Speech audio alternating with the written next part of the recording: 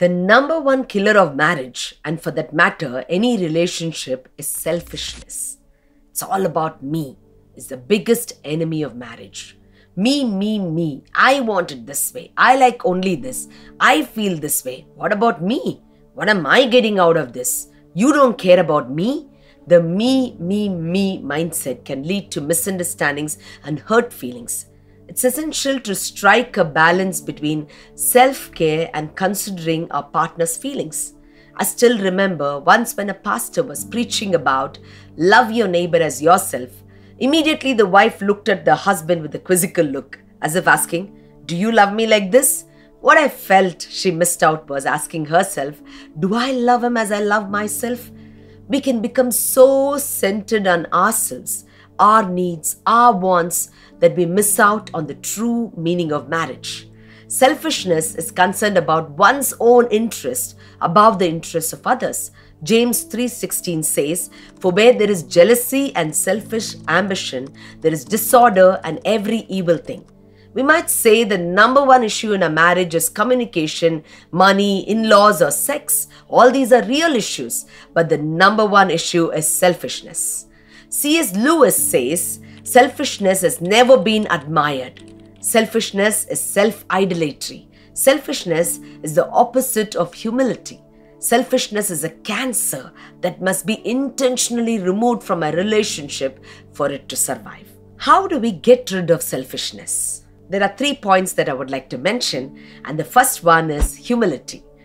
Philippians 2:2-3 says, "Don't be selfish. Don't try to impress others. Be humble, thinking of others as better than yourselves."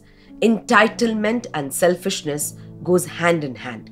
When you realize what God has done for you, when you didn't even deserve it, you learn humility. He has saved you, redeemed you, picked you up from the miry clay and lifted you. When you focus on God's grace, you can't help but feel grateful. When you forget God's grace, you tend to feel entitled. Reflecting on God's grace can help us appreciate what we have received and cultivate gratitude in our hearts. Grateful hearts are less likely to be self-centered. The second point I would like to mention is serve. A healthy marriage thrives when both partners prioritize serving each other. It's not a competition, but rather a mutual effort to outdo one another in acts of kindness and selflessness. Ephesians 6:7-8 says, "Serve wholeheartedly as if you're serving the Lord, not people, because you know that the Lord will reward each one for whatever good they do." Selfishness indeed drains your relationship. It's like withdrawing from an emotional bank account without making deposits. Service, on the other hand, adds value to your relationship. Acts of kindness, thoughtfulness, and sacrifice build trust and intimacy in your marriage. The third point is sacrifice. Marriage is a covenant, a sacred commitment which involves sacrifice. Sacrifice involves dying to our own desires, ego, and pride. Marriage is indeed a covenant, and it requires selflessness. It's not just about my way, but about mutual respect and compromise.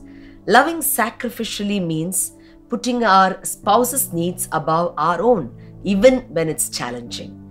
Considering our spouse's needs and feelings helps build a strong foundation for a lasting relationship. May our God help us to overcome selfishness and help us to have a healthy marriage.